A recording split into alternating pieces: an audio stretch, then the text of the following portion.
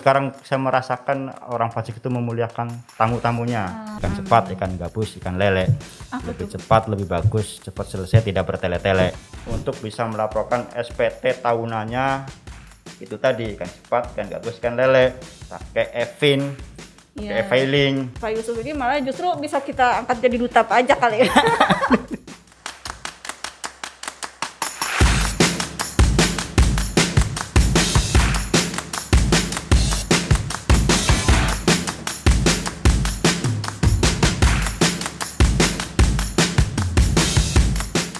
Assalamualaikum warahmatullahi wabarakatuh. Kawan pajak semua, pandemi COVID-19 belum juga berakhir. Hingga hari ini lebih dari 1 juta warga negara Indonesia terkonfirmasi COVID-19. Tak dipungkiri kondisi yang sudah berlangsung kurang lebih 1 tahun ini telah menguras banyak sumber daya, tenaga, finansial, dan bahkan nyawa.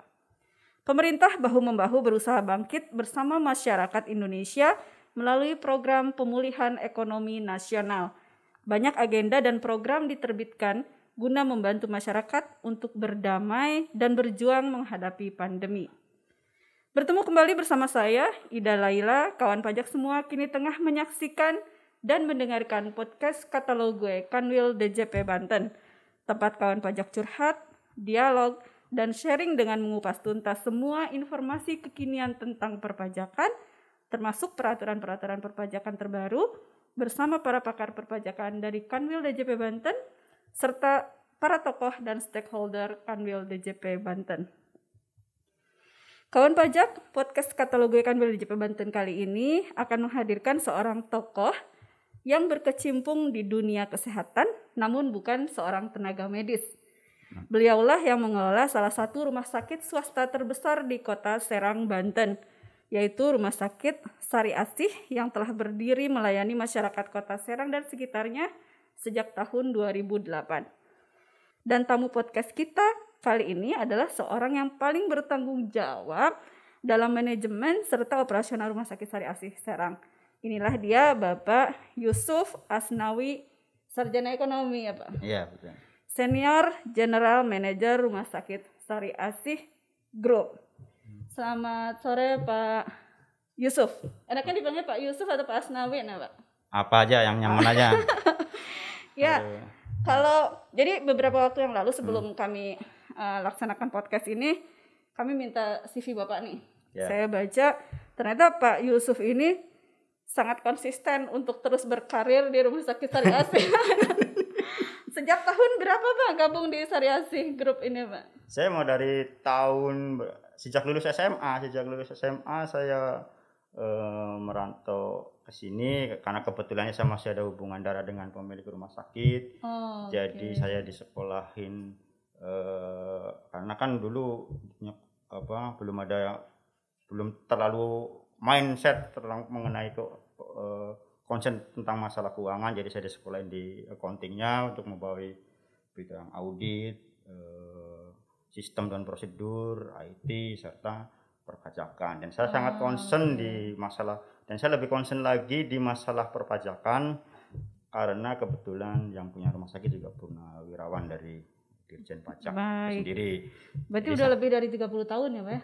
Ya. Ada ya Pak? Ya belum ada. Baru ya 27 lah, 27.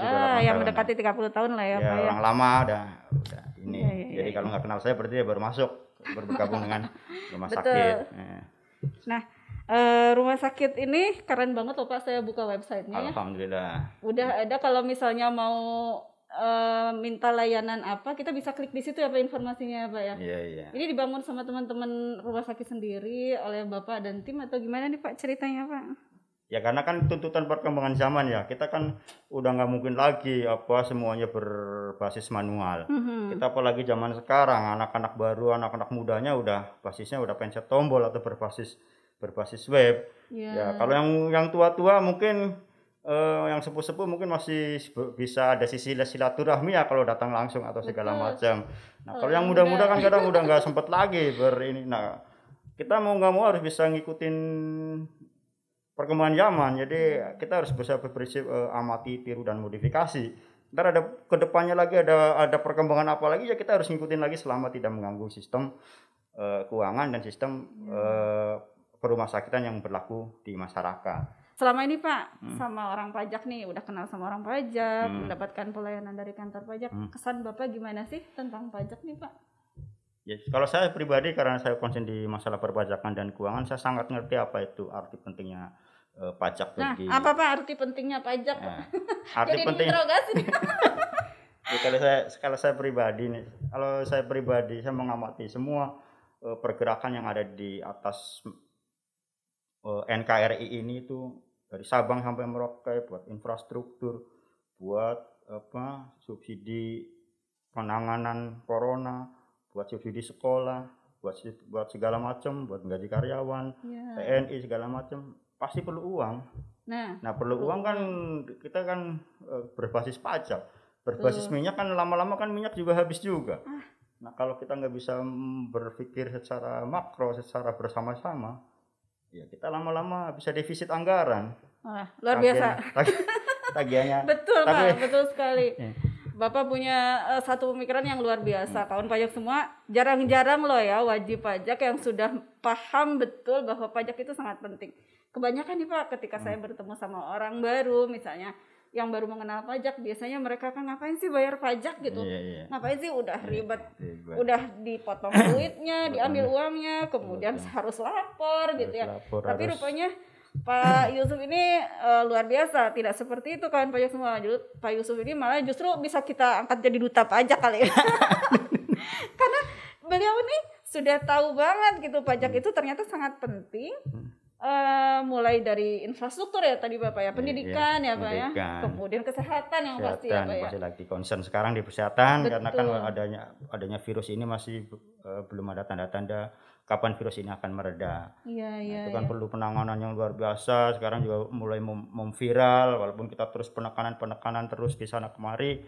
Ada kubu kesehatan, ada kubu kesehatan, kubu apa lagi? Kubu sekolah, ada lagi kubu perekonomian. Nah, kubu kesehatan dan kubu perekonomian kadang kan seperti dua sisi mata uang. Sama-sama harus bergerak dan sama-sama harus diawasin. Nah, kalau kubu kesehatan mau udah harga mati sebenarnya. Jadi nggak ada pergerakan biar bisa meminimalkan terpaparnya virus ini. Tapi kubu keuangan kan enggak. Mereka kan kawan-kawan pengusaha kan udah bikin mall, udah bikin usaha ini itu, udah bikin gedung ini itu, udah bikin modal kerja ini itu. Harus ada pembatasan seperti ini ya. Terasa dampaknya. Ya, dampaknya pasti terasa banget kan, tingkat kunjungan menurun. Kalau tingkat kunjungan menurun kan otomatis omset atau pendapatan juga kan pasti menurun. Nah, kalau rumah sakit nih Pak, seperti rumah sakit Sariasi, kondisi pandemi Covid seperti sekarang. Kan Bapak tadi sampaikan kalau di mall pengusaha-pengusaha terdampak Covid itu terasa sekali menurun semuanya. Nah kalau rumah sakit gimana tuh Pak? Ya rumah sakit pada awalnya mungkin di Maret, April, Mei sampai Agustus ya nggak salah. Tahun lalu ya Pak ya? Maret sampai Agustus itu puncak-puncaknya lagi benar-benar down. Pasien nggak ada datang, kalau belum sakit banget tuh belum benar-benar datang ke rumah sakit. Kalau bisa masih beli obat warung, masih ya pakai obat warung dulu. Nah, dokternya pun juga karena masih barang baru, treatmentnya atau pengobatannya, teknik ininya belum begitu nampak. Dokternya juga kadang masih meraba-raba juga, masih ketakutan juga. Karena kan tenaga ahli seperti dokter-dokter ini itu kan sekolahnya udah lama dan jumlahnya sedikit. Sampai ada himbauan untuk apa ini segala macam, yang terutama dokter-dokter yang kontak dekat dengan pasien untuk sementara kalau enggak yang elektif atau bisa direncanakan atau bisa di kemudian hari dilakukan nanti dulu. Nah, ditunda ya. Namanya kalau di rumah sakit namanya elektif. Nah, kalau yang sitok, kalau yang darurat kan kita repot juga. Pasiennya perlu selamat tapi dokternya takut terpapar. Apalagi dokter-dokter dengan ya mohon maaf yang udah berusia lanjut juga agak beresiko tinggi. Nah, gitu kan jadi banyak drama jadi di rumah sakit. Namun demikian dengan nama manusia kan orang hebat kan kita semua. Dalam artian manusia itu dikasih pikiran, dikasih pencerahan, dikasih sama Allah Subhanahu wa taala untuk bisa, enggak mungkin Allah tuh ngasih cobaan di luar kemampuan manusia. Persatu masalah diinventarisir sama tim-tim ahli, dokter, rumah sakit segala macam. Ini gimana. Ya alhamdulillah, walaupun dengan tadi Ibu sampaikan jumlah yang terpapar udah di atas 1 juta, yang sembuh pun juga di atas 1 juta. Ya kan? Iya, Itu data akurat. Yang sembuh pun juga di atas 1 juta. Yang emang ada yang meninggal, cuman kan secara persentase juga tetap dunia kesehatan akan tetap concern untuk bisa menekan jumlah yang meninggal tersebut. Kurang lebih dari 18% lah dana pemulihan ekonomi nasional itu adalah untuk pemulihan penanganan corona ya. Apakah di rumah sakit Syariah Asih juga mendapat dampak itu atau bagaimana, Pak? Ya, dampak kan selama ini kan pasien menggunakan BPJS. Menggunakan BPJS. Sekarang kalau pas sakit corona mau siapapun itu dijamin oleh negara. Dan akan dibayarkan oleh Kementerian Kesehatan. Baik. Dan alhamdulillah proses penagihan kita cepat, proses verifikasi dari Kemenkes juga cepat, dan proses pembayaran dari Kemenkes ke pihak rumah sakit juga relatif cepat. Nah, Pak, pemerintah nih telah menerbitkan aturan-aturan terbaru terkait fasilitas pajak sehubungan dengan pandemi COVID-19. Ada PMK 239 tentang barang dan jasa yang diperlukan dalam rangka penanganan pandemi COVID ini mendapatkan fasilitas. Begitu juga ada insentif, Pak, PPh pasal 21, 25, PPN dan sebagainya. Ini Bapak nih sebagai bagian keuangannya Rumah Sakit Syariah Asih kira-kira tahu nggak sih atau malah sudah memanfaatkan insentif ini, Pak? Boleh Pak cerita? Memanfaatkan ya tentu saja kita memanfaatkan, terutama untuk PMK 44 kalau nggak salah ya. Baik. Tentang pengurangan cicilan 30% atas masa laba usaha. Baik. Karena kan kita merasakan ini tahun 2020 ini kita terus terang aja agak terpuruk karena kan pandemi ini. Tapi mulai akhir tahun ya mulai naik lagi. Udah mulai standar lagi, udah mulai ini lagi kan benar-benar di tahun bulan Maret sampai Agustus lah tuh puncak-puncaknya pasien udah kebetok lebaran apa segala macam. Jadi benar-benar pasien turun. Kita memanfaatkan PMK 44 ini untuk relaksasi PPh badan. Betul. Bapak kan sudah punya NPWP sejak lama, begitu juga Rumah Sakit Syariah Asih. Datang ke kantor pajak pun bukan hal yang aneh ya, Pak ya, buat Bapak udah sering banget lah gitu ya. Saya ibaratin ke kantor pajak udah seperti kantor kedua saya. Waduh. Udah merasakan apalagi di 402. Di 402 udah depan-depanan, kawan semua. Bapak ini pakai udah sampai angka-angka kode kantornya pun hafal loh, kawan pajak ini suatu luar biasa. Saya aja kadang nggak hafal, Pak. 402 terus saya pikir dulu 402 itu maksudnya Tangerang Barat. Iya, betul. Tapi luar biasa bisa menghafalkan kode kantor. Ini unik, Pak. Enggak semua wajib pajak seperti ini. Ya kadang kalau Sarang Barat kita udah ada 401 udah hafal, 402. 416, 415, 411. Hebat. Mantap. Nah, Bapak udah sering mau keluar masuk udah merasa seperti kantor sendiri. Nah, orang-orang pajak kayak gimana sih, Pak? Ramah kah atau jutek yang nyebelin? Bapak kan rumah sakit melayani dengan kasih sayang sepenuh hati. Ini kalau orang pajak gimana, Pak, datang ke kantor pajak, Pak? Ya sekarang saya merasakan atmosfer yang berbeda di pajak sekarang. Sekarang ya lebih humanis dalam artian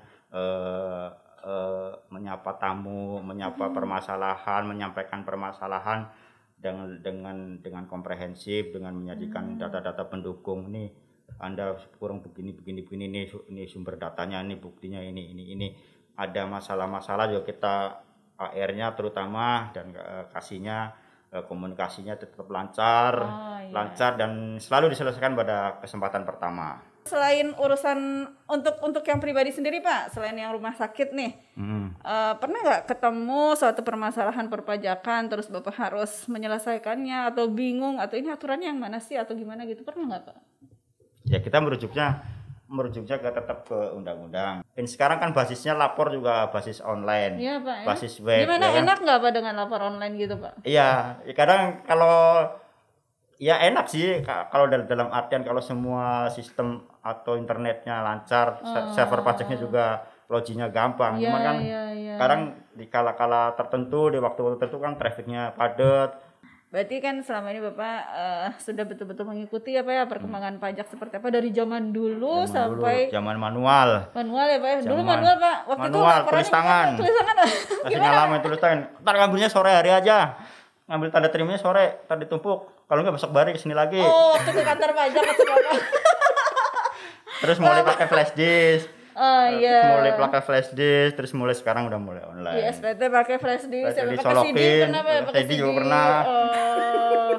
Makanya kita nih kawan pajak ada podcast katalog gue walaupun dalam kondisi pandemi Covid kita jaga terus protokol kesehatan, tapi silaturahmi tetap protokol. Betul, silaturahmi. Makanya pada hari ini podcast katalog gue kan WLJP Banten mengundang Bapak Yusuf dari Rumah Sakit Sari Asih Serang ini untuk bersilaturahmi Pak, ngobrol-ngobrol, ingin minta masukan juga nih Pak dari selama ini perjalanan Bapak selama di Rumah Sakit Sari Asih menangani perpajakannya, kemudian bertemu dengan orang-orang pajak, ke kantor pajak, masukannya apa Pak buat kami? Masukannya ya nggak ada ya semuanya berjalan baik dan normal. Orang-orang pajak, kawan-kawan pajak juga selalu bekerja sama, selalu menyapa, kalau ada permasalahan sedikit ya kita bisa komunikasikan. Nggak susah Pak komunikasi? Nggak susah. Ya, alhamdulillah. Gampang itu mah. Ada bahasanya juga, tutur katanya sekarang sopan, lebih baik, jadi lebih humanis lah, lebih menganggap kami itu sebagai wajib pajak itu sebagai tamu. Nah, jadi memuliakan tamu. Sekarang saya merasakan orang pajak itu memuliakan tamu-tamunya. Oh iya, jadi datang ke kantor pajak itu Bapak merasa diterima gitu ya Pak ya sama teman-teman. Ini luar biasa sekali. Itu testimoni nih dari Bapak Yusuf sebagai Senior General Manager Rumah Sakit Sari Asih Serang ini. Beliau memberikan testimoni bahwasanya pelayanan di kantor pajak itu sudah semakin baik. Petugas-petugas pajak juga semakin ramah ya Pak ya, dan membantu jalan wajib keluarnya pajak. Kalau ada permasalahan, bantu titik temunya di mana gitu. Iya. Ini Pak, sebelum kita tutup saya minta closing statement deh dari Bapak kira-kira. Monggo silahkan apa yang ingin disampaikan. Baik, terima kasih kawan pajak semua. Kita sekarang masih dalam gungkungan virus corona. Yakinlah, insya Allah dengan ikhtiar dan doa kita bersama, corona ini akan cepat berlalu. Kalau kita nggak yakin ya kita akan makin terkungkung. Kita ya harus yakin dulu, insya Allah Allah Subhanahu Wa Taala Tuhan Yang Maha Esa akan melenyapkan corona ini lebih cepat, lebih bagus. Ikan cepat, ikan gabus, ikan lele. Lebih cepat, lebih bagus, cepat selesai, tidak bertele-tele. Oh. Ikan cepat, ikan gabus, ikan lele. Oke. Tapi dengan corona ini tetap sisi perekonomian juga tetap harus bergerak. Karena apa? Tidak ada sisi perekonomian tidak bergerak, ya tidak ada pergerakan ekonomi. Tidak ada pergerakan ekonomi, tidak ada laba. Tidak ada laba, tidak ada PPh pasal 25. Tidak ada pajak yang masuk. Tidak ada pajak yang masuk. Nah, kita mau hidup pakai apa? Pakai doa terus, nggak masuk. Harus tetap pakai duit. Emang sih duit nggak dibawa mati, tapi perasaan nggak ada duit, perasaan seperti mau mati. Waduh, dalam banget tuh kawan pajak. Itu ya juga saya informasikan ke kawan-kawan saya di rumah sakit, baik medis. Kan di rumah sakit itu ada 4 besar ya. Medis, paramedis, penunjang medis, dan non medis. Kalau saya termasuk non medis, untuk bisa melaporkan SPT tahunannya itu tadi, ikan cepat, ikan gabus, ikan lele, pakai e-fin, pakai e-filing. Nah, dan mereka justru lebih pintar Bu ternyata Bu, karena kan masih muda-muda nih. Canggih ya Pak. Canggih. Udah lapor belum? Udah Pak. Coba saya ini, coba lihat ini, saya ini bukti tanda terima. Ini Pak, kamu belajar di mana? Dari teman saya Pak. Temennya udah lapor juga, udah Pak, jadi udah mengular jadi. Terima kasih loh Bapak, jadi Bapak sebagai penyambung lidahnya petugas-petugas pajak nih mengingatkan para pegawai di Rumah Sakit Sari Asih untuk segera melaporkan SPT tahunannya secara e-filing ya Pak ya. Iya. Kalau tagline-nya kita Pak, e-filing lebih awal, lebih nyaman. Jadi ya coba Pak, e-filing lebih awal, lebih nyaman. Pak, 1, 2, 3. E-filing lebih awal, lebih nyaman. Iya. Nah, Demikian bincang santai kita pada hari ini. Terima kasih atas kesediaan Sama-sama, Bu. Pak Yusuf. Bapak-bapak semua. Ya, terima kasih untuk sharing dan curhat dan dialog serunya, Pak. Terima kasih sudah berbagi cerita juga dan masukan-masukannya keren banget, Pak, buat DJP. Terima kasih juga semua kawan pajak yang telah mendengarkan episode katalog gue Kanwil DJP Banten minggu ini. Untuk obrolan seru serta tips perpajakan lainnya atau jika kawan pajak ingin menghubungi kami, silahkan follow IG dan Twitter Kanwil DJP Banten di @pajakdjpbanten serta Facebook dan YouTube channel kami di @kanwildjp Banten. Salam jumpa. Baik. Saya juga punya IG dan Instagram Sariasi. Boleh, Pak. Jadi kalau pengen kawan-kawan pajak pengen update pengetahuan tentang kesehatan, tentang apa segala macam kesehatan dari A sampai Z, efek rokok apa segala macam, ada semua di situ. Corona, apa boleh Pak? Apa Pak nama IG-nya Pak? Ya Sariasi. Sariasi. Oh, oke. Kawan pajak jangan lupa juga ikuti IG-nya Rumah Sakit Sariasi. Ada sering ada live apa dari dokter-dokter dari tenaga ahli kompeten mengenai masalah-masalah kesehatan. Itu penting banget Pak. Bisa ngelihat secara gratis. Wow, secara gratis. Saya senang sekali sore ini sudah bisa berbincang dengan Bapak Yusuf dari Rumah Sakit Sariasi. Sekali lagi terima kasih atas kesediaannya Bapak. Kawan pajak semua, demikian podcast katalog gue Kanwil DJP Banten episode kali ini. Selamat sore, salam jumpa. Wassalamualaikum warahmatullahi wabarakatuh. Waalaikumsalam warahmatullahi wabarakatuh.